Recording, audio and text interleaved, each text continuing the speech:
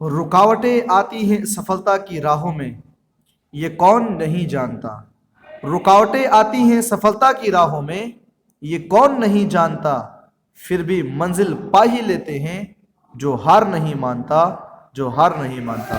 تو السلام علیکم ورحمۃ اللہ تعالی وبرکاتہ۔ تو آج کی اس ویڈیو میں ہم لوگ پڑھنے والے ہیں عرفان صدیقی کے بارے میں، یعنی عرفان صدیقی جو ہیں ان کی دونوں غزلوں کو ہم لوگ ختم کرنے والے ہیں۔ اور آپ کو بتا دیں کہ یہ جو آپ ویڈیو دیکھ لیں گے تو اس ویڈیو کے بعد پورا غزل ختم ہونے والا ہے آپ کے نصاب میں۔ آپ کے کتاب میں جتنا بھی غزل دیا تھا تمام غزل کو آج کی اس ویڈیو کے حساب سے پڑھنے کے بعد پورا کا پورا سماپت ہو جائے گا۔ اس کے بعد 2 لیسن بچے گا، 2 چیپٹر بچے گا، جس میں ایک دوہا ہے اور ایک گیت ہے۔ ایک دوہا جو ہے ظفر گورکھپوری کا ہے اور ایک گیت جو ہے وہ سلام مصلی شہری کا ہے۔ تو آئیے جلدی سے ہم لوگ شروع کرتے ہیں اور جانتے ہیں ہم لوگ عرفان صدیقی کے بارے میں، اس کے بعد ہم لوگ جانیں گے ان کے غزل کے بارے میں۔ تو سب سے پہلے سمجھ لیتے ہیں ہم لوگ عرفان صدیقی کی حالات زندگی۔ پوری ویڈیو کو ضرور دیکھیے گا تاکہ آپ کو ان کے بارے میں پوری علم حاصل ہو سکے، پوری معلومات آپ کو جانکاری ہو سکے، اور اس کے ساتھ ہی ساتھ ان کے غزل کے بارے میں بھی آپ سمجھ سکے، ٹھیک ہے۔ تو عرفان صدیقی جو تھے ان کا اصل نام عرفان احمد صدیقی تھا، لیکن وہ عرفان صدیقی کے نام سے شعر و ادب کی دنیا میں مشہور ہوئے۔ یعنی جو عرفان صدیقی تھے، آپ جانتے ہوں گے ان کا اصل نام کیا ہے، عرفان احمد صدیقی۔ عرفان صدیقی کا اصل نام عرفان احمد صدیقی، لیکن عرفان صدیقی کے نام سے ہی شعر و ادب میں، شعر یعنی شعر و شاعری میں، ادب یعنی نثری پارٹ میں، یعنی یہ شاعروں میں بھی اور ادیب میں بھی، ادیب میں بھی اور شاعری میں بھی یہ پورے طریقے سے مشہور ہوئے ہیں۔ یعنی یہاں تک معلوم چلا کہ عرفان صدیقی جو تھے ایک شاعر بھی ہے اور ایک ادیب بھی ہے، ٹھیک ہے۔ دونوں حیثیت سے ان کی معروف جو ہے یہ معروف ہوئے ہیں، دونوں حیثیت سے یہ مشہور ہوئے ہیں، ٹھیک ہے۔ دیکھیے 8 جنوری 1939 عیسوی کو بدایوں میں پیدا ہوئے۔ 8 جنوری 1939 عیسوی، 8 جنوری تھا 1939 عیسوی کو یہ بدایوں میں پیدا ہوئے تھے۔ کوئی دقت؟ بدایوں یو پی اتر پردیش میں پیدا ہوئے تھے۔ شیخ صدیقی خاندان سے تعلق رکھتے تھے۔ کون سے خاندان سے؟ شیخ صدیقی، ٹھیک ہے۔ شیخ صدیقی خاندان ہوتا ہے، اسی خاندان سے ان کا دلچسپی تھا، ٹھیک ہے، تعلق تھا۔ ان کے والد جو تھے مولوی سلمان احمد صدیقی حلالی بدایونی تھے، یعنی ان کے جو والد صاحب تھے ان کا نام تھا مولوی سلمان احمد صدیقی۔ کیا نام تھا؟ مولوی سلمان احمد صدیقی، اور پورا نام تھا مولوی سلمان احمد صدیقی حلالی بدایونی، کیونکہ بدایوں کے رہنے والے تھے اس لیے بدایونی سے کے نام سے مشہور ہوئے تھے، جن کا انتقال 1981 عیسوی میں ہوا تھا۔ بات سمجھ آ رہی ہے؟ یعنی عرفان صدیقی جو تھے ان کا انتقال 1981 عیسوی میں ہوا تھا، ٹھیک ہے۔ عرفان صدیقی جو تھے بدایوں کے محلہ سوتھا میں آنکھیں کھولی، یعنی کہنے کا مطلب کہ عرفان صدیقی جو تھے ان کی پیدائش 8 جنوری 1939 عیسوی کو جو ہوئی تھی وہ بدایوں کے ایک محلہ ہے جس کا نام ہے سوتھا، وہیں پر ان کی پیدائش ہوئی تھی، وہیں پر انہوں نے اپنی آنکھ کھولا تھا۔ ان کے والد پیشے کے لحاظ سے وکیل تھے اور اردو کے ادیب اور شاعر بھی، یعنی کہنے کا مطلب کہ ان کے جو والد صاحب تھے، ٹھیک ہے، مولوی سلمان احمد صدیقی جو تھے وہ پیشے کے لحاظ سے وکیل بھی تھے اور اس کے علاوہ اردو کے ادیب اور شاعر دونوں تھے، ٹھیک ہے۔ اس طرح عرفان صدیقی کو ایک علمی ادبی ماحول ملا، یعنی عرفان صدیقی جو تھے علمی ادبی ماحول میں پلے اور بڑھے تھے، کیونکہ ان کے والد صاحب وکیل بھی تھے اور ادیب اور شاعر بھی تھے، ٹھیک ہے۔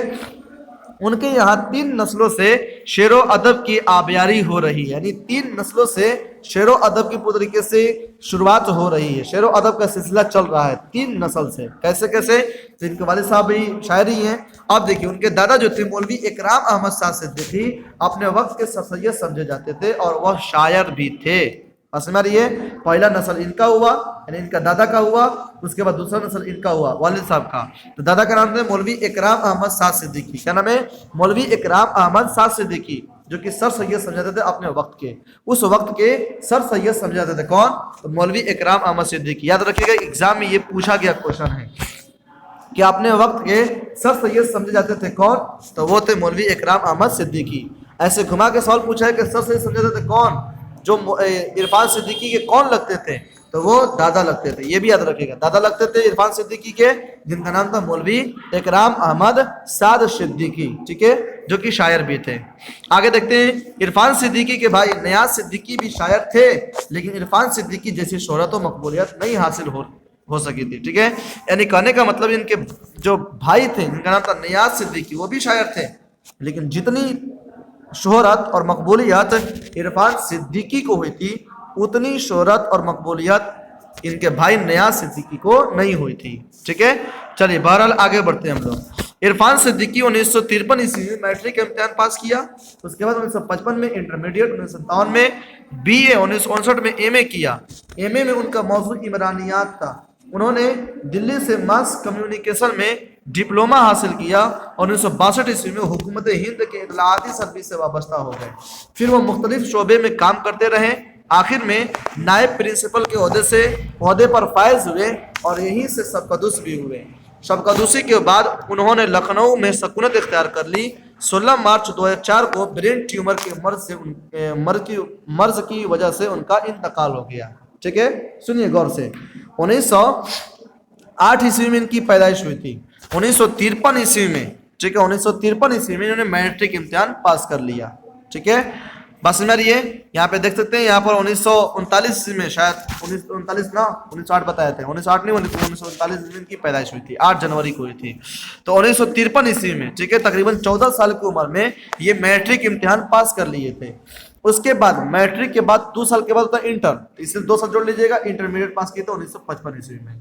और इंटर के बाद 3 साल का बीए होता है, लेकिन ये 2 साल में कंप्लीट किए थे। 1957 में ये बीए भी कर लिए, और बीए के 2 साल होता है एमए, तो ये एमए 1959 में किए थे, यानी 2 साल पे ये सब डिग्री हासिल किए थे। जो एमए किए थे ना, तो एमए में इनका जो मौजू था वो था इमरानियात। इमरानियात किसको कहते हैं? तो इमरानियात कहते हैं समाजियात को, यानी सोशोलॉजी को। किसे कहते हैं? सोशोलॉजी। ठीक है, सोशोलॉजी को ही इमरानियात कहते हैं। यानी एमए में जो इनका मौजू था वो था इमरानियात। उसके बाद दिल्ली से इन्होंने मास कम्युनिकेशन में डिप्लोमा हासिल किया। ठीक है, मास कम्युनिकेशन क्या होता है? तो ज़राई व अबलाग के जरिए बड़ी तादाद में लोगों तक मालूमात पहुंचाने का अमल होता है। जैसे अखबार होता है, टीवी होता है, रेडियो वगैरह होता है ना, उसी चीज़ में इन्होंने डिप्लोमा हासिल किया। और 1962 ईस्वी में जो हुकूमत हिंद है, यानी हिंदुस्तान की जो हुकूमत है, उसके इतलाआती सर्विस से वाबस्ता हो गए, यानी आवाम तक खबरें और मालूमात पहुंचाने वाले जो सर्विस है उसे ये वाबस्ता हो गए। ठीक है, उसके बाद मुख्तलिफ शोबे में काम किए, मुख्तलिफ डिपार्टमेंट में काम किए। उसके बाद लास्ट में नायब प्रिंसिपल के ओहदे पर फायज हुए और फिर सबकदूस हो गए। नायब प्रिंसिपल के ओहदे से फिर जा करके सबकदूस हो गए। ठीक है, सबकदूसी के बाद वो लखनऊ में रहने लगे। उसके बाद वहीं पर इनकी इंतकाल 16 मार्च 2004 ईस्वी को ब्रेन ट्यूमर की वजह से, ठीक है, ब्रेन ट्यूमर की वजह से, यानी दिमाग में गैर मामूली गिल्टी या जो रसूली पैदा होता है ना, उनके वजह से दिमागी परेशानी हो गया था, इसकी वजह से इनका इंतकाल हो गया था। ठीक है, चलिए आगे हम लोग देखते हैं, मिलाइएगा ध्यान से। इरफान सिद्दीकी के कई मजमूए शाई हुए जो यकजा तौर पर दरिया के नाम से शाई हो गया है। उन्होंने कालिदास के संस्कृत ड्रामा मालविका अग्निमत्रम का मालिका और अग्निमत्र के उन्वान से तर्जुमा किया था। राबते आमा के मौजू पर भी उन्होंने एक किताब लिखी। यानी इरफान सिद्दीकी जो थे, इनके कई मजमू यानी कई किताबें शाई हुआ है, कई किताबें छपा है। ठीक है, जो यकजा तौर पर, एक तौर पर दरिया के नाम से शाई हुआ था। ठीक है, यही नहीं, और सुनिए, इन्होंने कालिदास का एक संस्कृत का ड्रामा है, संस्कृत का ड्रामा कालिदास ने लिखा था। ठीक है, कालिदास ने एक संस्कृत ड्रामा लिखा था जिसका नाम था मालविका अग्निमत्रम। क्या नाम था? मालविका अग्निमत्रम उसका नाम था, जो कि संस्कृत का ड्रामा था। उसी को इन्होंने तर्जुमा किया उर्दू में और उसका नाम रख दिया मालिका और अग्निमत्र। मालिका और अग्निमत्र, बस समझ रही है? हाँ, कालिदास का ड्रामा का मजमुआ था, मतलब ड्रामा था, संस्कृत का ड्रामा, संस्कृत में लिखे थे, जिसका नाम था मालविका अग्निमत्रम। उसी को उर्दू में तर्जुमा किए इरफान सिद्दीकी, उसका नाम रख दिए मालिका और अग्निमत्र। ठीक है, और राबते आमा यानी आवाम से ताल्लुक और मालूमात के तबादले का जो शोबा होता है, ठीक है, जो पुलिस रिलेशंस होता है, उसी के मौजू पर इन्होंने एक किताब भी लिखा था। ठीक है, किताब लिखे थे, पब्लिक जो रिलेशन होता है, पब्लिक रिलेशन, ठीक है, पब्लिक रिलेशन जो होता है, यानी आवाम से ताल्लुकात और मालूमात का जो तबादली जो शुबा होता है, शोबा डिपार्टमेंट, उसी के ऊपर इन्होंने क्या किया, एक किताब लिख दिया था। ठीक है, आवाम के ऊपर। उम्मीद करते हैं कि यहाँ तक बिल्कुल अच्छे तरीके से आपको समझ में आ गया होगा, तो इसलिए आप वीडियो को लाइक कर देंगे और अभी अपने सभी दोस्तों में शेयर भी कर देंगे। ٹھیک ہے, سبھی دوستوں تک شیئر کر دیجیے تاکہ کوئی بھی بچہ اس سے بڑی ذمہ نہ رہے. ٹھیک ہے, پوری طریقے سے وہ پڑھ کر کے آگے بڑھے. آئیے ہم لوگ آگے دیکھتے ہیں. عرفان صدیقی بنیادی طور پر غزل کے شاعر ہیں. ان کے غزلوں کے مطالعے سے اندازہ ہوتا ہے کہ انہوں نے پرانے اور نئے شاعروں کے بھی اثرات قبول کیے, اور ان اثرات نے ان کی غزلوں کو ایک نیا رنگ اور نیا آہنگ عطا کر دیا, اور یہی وہ چیز ہے جس سے وہ اپنے معاشرین میں منفرد غزل گو تسلیم کیے جاتے ہیں.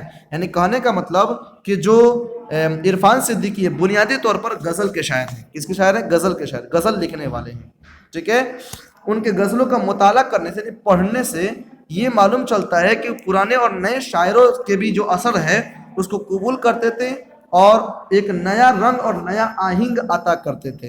یعنی نیا انداز میں یہ غزل لکھتے تھے, اور یہی چیز تھی کہ جو معاشرین ہیں, ٹھیک ہے, یعنی جو سماج کے جو افراد ہیں, لوگ ہیں, وہ ان کے غزل کو پسند بھی کرتے تھے اور غزل کو تسلیم بھی کرتے تھے. ٹھیک ہے, چلیے آگے چلتے ہیں. ہم لوگ ٹائم پاس نہ کرتے ہوئے ان کے غزل کو دیکھتے ہیں. پہلا نمبر غزل ہے, 2 غزل لکھے. پہلا نمبر غزل کو سمجھیے گا اور اس کے بعد دھیان سے آپ لوگ پوری اچھے طریقے سے اپنے مائنڈ میں رکھیے گا. ٹھیک ہے, دیکھیے دھیان سمجھیے. کہہ رہے ہیں, دستے عصائے معجزہ گر بھی اسی کا ہے, گہرے سمندروں میں سفر بھی اسی کا ہے.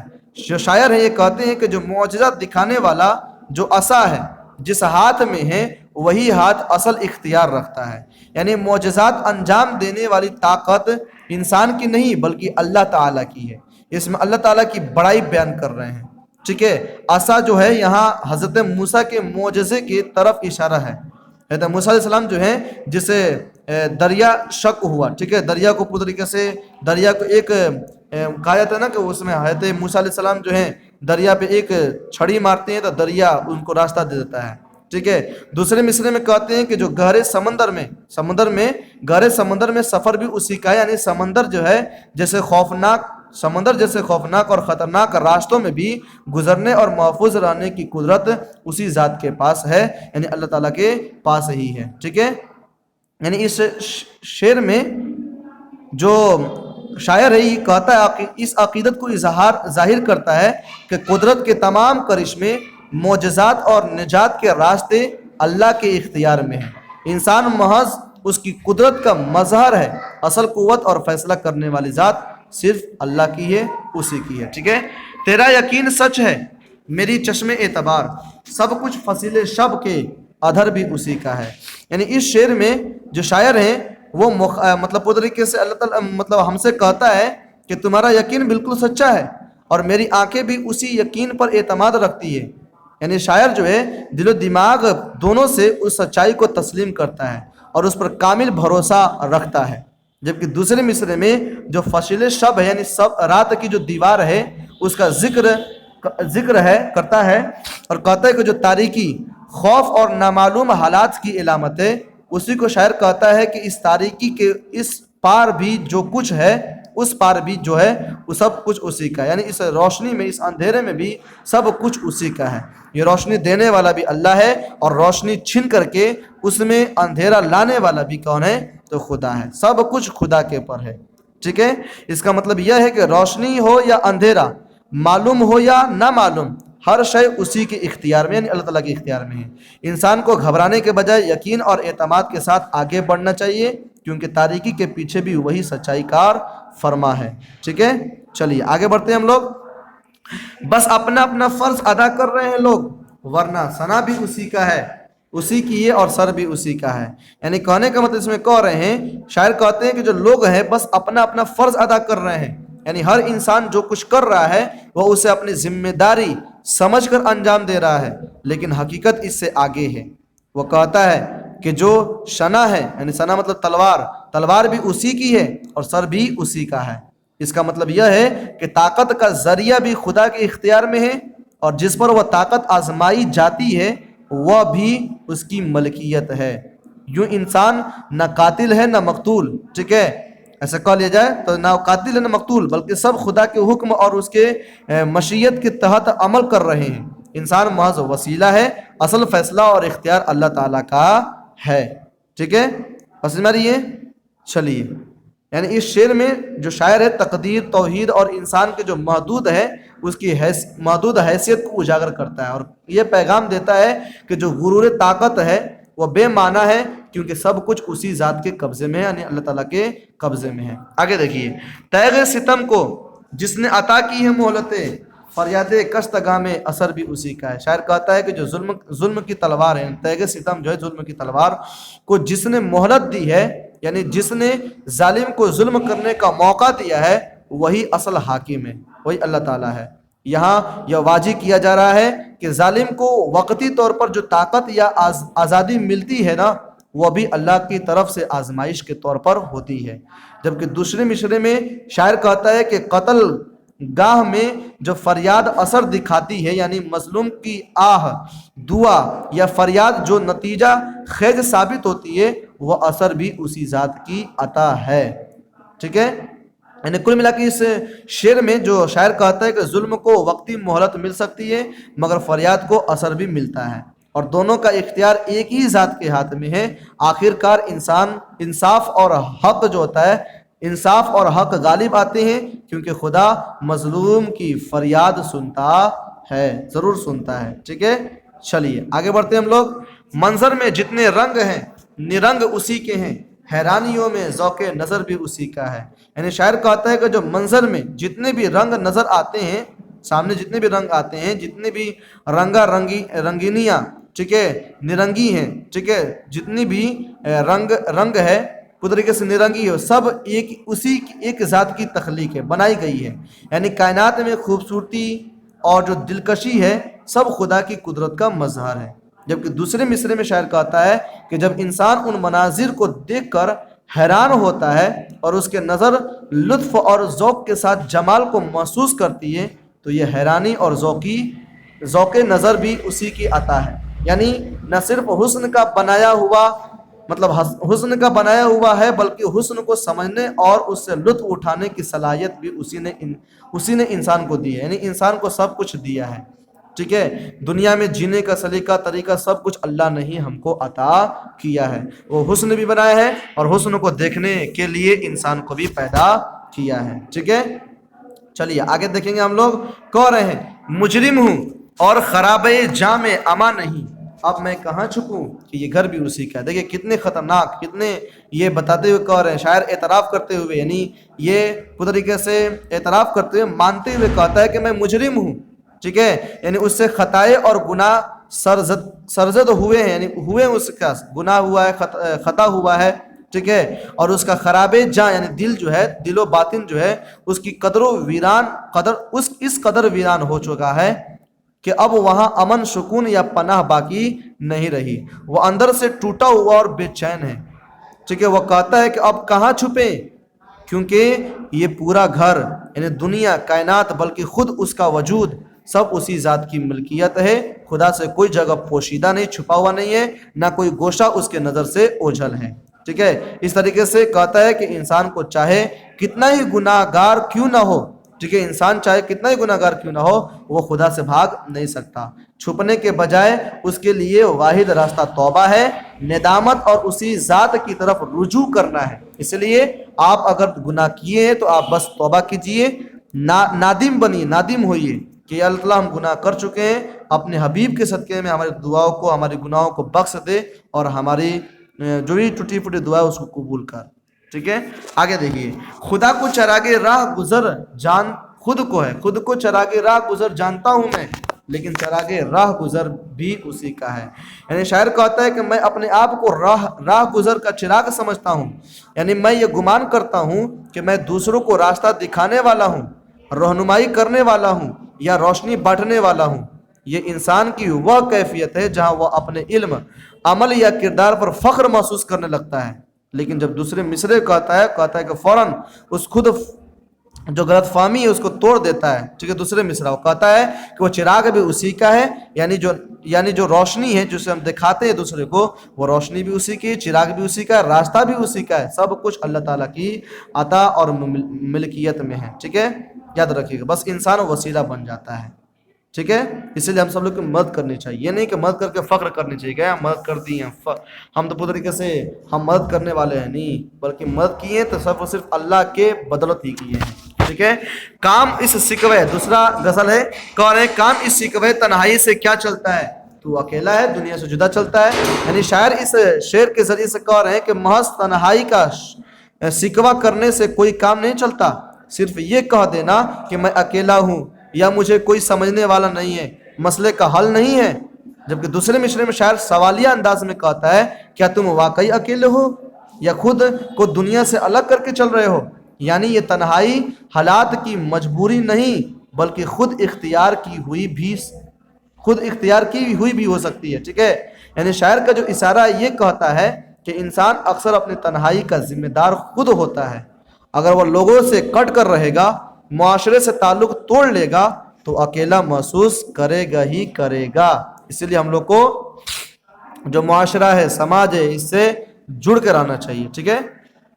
رنگ آسان پہچان لیے جاتے ہیں، دیکھنے سے کہیں خوشبو کا پتہ چلتا ہے. بہت ہی سمپل سا کہہ رہے ہیں کہ جو رنگ ہے یہ بالکل آسان ہوتا ہے، ترنت پہچان لیتے ہیں کیونکہ وہ آنکھوں سے صاف نظر آ جاتا ہے. جو چیز دکھائی دیتی ہے اس کی شناخت میں زیادہ وقت نہیں لگتی. ٹھیک ہے. لیکن دوسرے مصرعے میں کہتا ہے کہ خوشبو کا پتہ دیکھنے سے نہیں چلتا. خوشبو نہ نظر آتی ہے نہ اس کی شکل ہوتی ہے، اسے صرف محسوس کیا جاتا ہے، اسے بس سونگھا جاتا ہے. ٹھیک ہے. کیونکہ رنگ کو دیکھا جاتا ہے لیکن خوشبو کو دیکھا نہیں جاتا. اسی لیے خوشبو دیکھنے سے پہچان میں نہیں آتی، بس سونگھنے سے پہچان میں آتی ہے. ٹھیک ہے. محسوس کرنے سے. لہر اٹھے کوئی دل میں تو کنارے لگ جائیں، یہ سمندر بھی یہاں یہ سمندر ہے، یہاں حکم ہوا چلتا ہے. یعنی کہہ رہے ہیں کہ اگر دل میں کوئی لہر اٹھے، یعنی کوئی شدید جذبہ، خواہش یا تڑپ پیدا ہو تو وہ خود بخود کسی کنارے تک پہنچ جاتی ہے. یعنی دل کے اندر کے احساسات اپنا راستہ خود بنا لیتے ہیں. جبکہ دوسرے مصرعے میں شاعر یہ واضح کرتا ہے کہ یہ جگہ سمندر کی طرح ہے، یہاں کسی فرد یعنی انسان کا حکم نہیں چلتا بلکہ قدرت کے جو اصول ہے، نیم قانون ہے، فطری قوانین چلتے ہیں. جیسے سمندر میں انسان کی مرضی نہیں چلتی بلکہ لہروں کا اپنا نظام ہوتا ہے، ویسے ہی زندگی اور دل کے معاملات بھی اپنے وصول کے تحت چلتے ہیں. یعنی اللہ تعالیٰ ہی اس کو چلاتا ہے. ٹھیک ہے. وہاں پہ مطلب حکم ہوا چلتا ہے، یعنی اللہ تعالیٰ حکم دیتا ہے، اسی ہوا سے اس سمندر کی لہریں چلتی ہے. ٹھیک ہے. پاؤں میں خاک کی زنجیر پڑی ہے کب سے، ہم کہاں چلتے ہیں، نقش کفے پا چلتا ہے. یعنی شاعر کہتا ہے کہ ہمارے پاؤں میں، ٹھیک ہے، ہمارے پاؤں میں کب سے خاک کی زنجیر پڑی ہوئی ہے. یعنی ہم زمین، حالات اور مجبوریوں سے بندھے ہوئے ہیں. یہ زنجیر غربت، حالات، ذمہ داریوں یا تقدیر کے علامت ہے جو انسان کو آزادانہ چلنے نہیں دیتی، آزاد ہو کر چلنے نہیں دیتی، اجازت نہیں دیتی کہ آپ آزاد ہوئیے. ٹھیک ہے.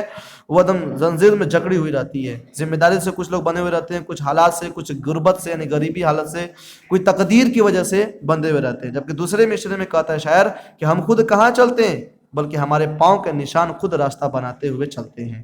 اس کا مطلب یہ ہے کہ انسان اپنی مرضی سے کم اور حالات کے دباؤ میں زیادہ چلتا ہے. وہ جس راہ پر ہے، ٹھیک ہے، وہ اکثر پہلے سے متعین ہوتی ہے. ٹھیک ہے. چلیے آگے دیکھتے ہیں. شہر در شہر رواں ہے میری فریاد کی گونج، مجھ سے آگے میرا رہوار صدا چلتا ہے. یعنی شاعر کہتا ہے کہ اس کی فریاد جو ہے، اس کی گونج شہر سے شہر تک پھیلتی چلی جا رہی ہے. یعنی اس کا دکھ، اس کی بات یا اس کا پیغام جو ہے محدود نہیں رہا بلکہ وسیع حلقوں میں، دائروں تک پہنچ چکا ہے، شہر در شہر میں جا چکا ہے. ٹھیک ہے. وہ کہتا ہے کہ مجھ سے آگے میرا جو رہوار ہے، یعنی تیز رفتار کا جو گھوڑا ہے، ٹھیک ہے، وہ صدا بن کر چل رہا ہے. اس کا مطلب یہ ہے کہ شاعر کی آواز، اس کے خیال یا اس کا درد خود شاعر سے بھی آگے نکل گیا ہے. اس کی سوچ اور پیغام اس کی جسمانی موجودگی سے کہیں زیادہ تیزی سے پھیل رہا ہے. اس طریقے سے کہہ رہا ہے ہم نہیں چلتے ہیں بلکہ ہمارا فریادی پہلے چلا جاتا ہے. اس خرابے میں بھی ہو جائیں گی دنیا آباد، ایک معمورہ پشے سیلے بلا چلتا ہے. لاسٹ یہ شعر اس میں کہتا ہے کہ یہاں اس ویران اور خراب حال جگہ بھی ہے. ٹھیک ہے. جو یہاں ہے، یہاں اس ویران اور خراب حال جگہ میں بھی دن ایک نہ ایک دن آباد ہو جائیں گے. ٹھیک ہے. ختم ہو جائیں گے. یعنی حالات چاہے کتنے بھی خراب کیوں نہ ہو، وقت کے ساتھ سب کچھ بہتر ہو جائے گا. اور زندگی دوبارہ جمی ہوئی یعنی معمور صورت اختیار کر لے گی، ٹھیک ہے. جبکہ دوسرے مصرے میں کہتا ہے کہ یہ سب کچھ پس پردہ کسی طاقت یا تقدیر کی چلنے سے ممکن ہوگا، یعنی جو بھی حالات کو بہتر بناتا ہے وہ کسی نہ کسی بڑی اور حکمت والی قوت کے اثر سے ہی ہوتا ہے. یعنی کل ملا کے 100 بات کی ایک بات کہتا ہے کہ ویرانی اور مشکلات ہمیشہ مستقل نہیں رہتی، قائم نہیں رہتی. وقت اور تدبیر کی ساتھ ساتھ سب کچھ آباد اور بہتر ہو سکتا ہے، اور امید کو کبھی نہیں چھوڑنا چاہیے، امید ہمیشہ بناتے رہنا چاہیے، ٹھیک ہے. آپ کی زندگی میں پریشانیاں ختم ہو جائے گی اور نیکیاں آ جائے گی، ایسا امید رکھنا ہے، ٹھیک ہے. اور امید کر کے اپنے آپ کو آگے بڑھانا ہے اور پوری طریقے سے اپنے کو کامیاب بنانا ہے، ٹھیک ہے. چلیے اس کا سوال جواب خود دیکھ سکتے ہیں. سوال جواب ہے پہلا کہ عرفان صدیقی کب پیدا ہوئے، تو وہ کب پیدا ہوئے تھے، کب اور کہاں، تو 1939 بھی بتائیے پیدا ہوئے تھے، ٹھیک ہے. عرفان صدیقی کا تعلق کس خاندان سے ہے، تو وہ شیخ صدیق خاندان سے ہے نا. عرفان صدیقی نے میٹرک امتحان کب پاس کیا تھا، ہاں بتائیے جلدی بتائیے. 1953 نا، ہاں یہاں پہ دیکھ سکتے ہیں 1953 میں کیا تھا کہ 1955 میں، جلدی بتائیے گا. 1953 میں نا، ہاں 1953 میں کیا تھا، 1955 میں انٹرمیڈیٹ کیا تھا، ہے نا. چلیے آگے چلتے ہیں. 1953 عیسوی میں انہوں نے انٹرمیڈیٹ کر لیا تھا. آگے دیکھیے گا مولوی اکرام احمد سعد صدیقی اپنے عہد کے سر سید سمجھے جاتے تھے. عرفان صدیقی کون تھے، تو وہ دادا تھے، ٹھیک ہے. عرفان صدیقی نے ماس کمیونیکیشن میں ڈپلوما کہاں سے حاصل کیا تھا، تو وہ دلی سے کیا تھا، ہے نا، دلی سے کیا تھا. یہاں پہ دیکھ سکتے ہیں، یہاں پر دلی سے یہاں پہ لکھا ہوا ہے، ٹھیک ہے. دلی سے یہاں پہ انہوں نے ماس کمیونیکیشن کا پوری طریقے سے ڈپلوما حاصل کیا تھا، ٹھیک ہے. اس کے بعد یہ اطلاعاتی سروس سے وابستہ ہو گئے تھے. یہ بھی آپ کر سکتے ہیں کہ ان کا کس مرض کی وجہ سے ہوا تھا، تو برین ٹیومر ہو گیا تھا. انتقال قبر کہاں ہوا، یہ بھی کر سکتے ہیں. ان کا جو مجموعہ ہے کس نام سے یکجا طور پہ شائع ہوا، یہ بھی کر سکتے ہیں. یہ کس ملازمت سے سبقدوس ہونے کے بعد کہاں سکونت اختیار کی ہے، ٹھیک ہے. جو ملازمت ہوا تھا نا اسے سبقدوس ہو گئے تھے، ریٹائر ہو گئے تھے، تک کہاں چلے گئے تھے. اس وقت کالی داس کا جو ڈرامہ ہے سنسکرت ڈرامہ مالویکا اگنی مترم، اس کا ترجمہ کس نام سے کیا، یہ سب آپ کر سکتے ہیں. بہت آسان سوال ہے. تو یہ ویڈیو آپ کو کیسا لگا آپ ضرور بتائیں کامنٹ باکس میں، ٹھیک ہے. تو امید کرتے ہیں کہ یہ ویڈیو آپ کو اچھا لگا ہوگا. اس لیے اپنے سبھی دوستوں میں شیئر کریے گا، اور ویڈیو کو لائک نہیں کیا تو لائک کر کے چینل کو سبسکرائب کر دیجیے گا.